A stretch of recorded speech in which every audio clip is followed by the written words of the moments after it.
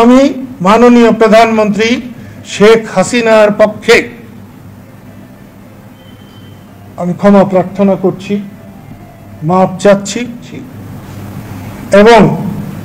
মাননীয় প্রধানমন্ত্রীকে বলবো যে আপনিও করেন,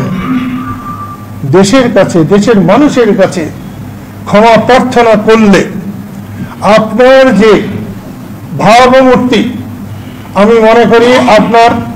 ভাবমূর্তি এত উজ্জ্বল হবে, এত উপরে যাবে যে কোনোদিন অতটা ভাবমূর্তি আপনার কোনোদিন ছিল না। প্রিয় বন্ধুগণ, স্বাধীনতার পক্ষের মানুষের পক্ষ থেকে আমি এই জন্য ক্ষমা প্রার্থনা করছি। আমি বড় ভাইয়ের জন্য ক্ষমা চাইছিলাম,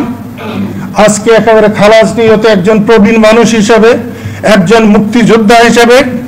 মাননীয় প্রধানমন্ত্রী বঙ্গবন্ধুর কন্যা, যে বঙ্গবন্ধু আমার অস্তিত্ব, বঙ্গবন্ধু আমার রক্তের না হতে পারে,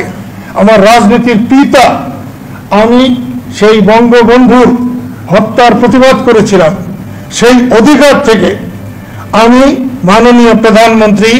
শেখ হাসিনার পক্ষে আমি ক্ষমা প্রার্থনা করছি,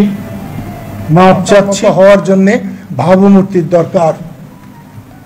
কথাবার্তার দরকার, মানুষের প্রতি ভালোবাসার দরকার। আমি মাননীয় প্রধানমন্ত্রীকে বলবো, নেত্রীকে বলবো,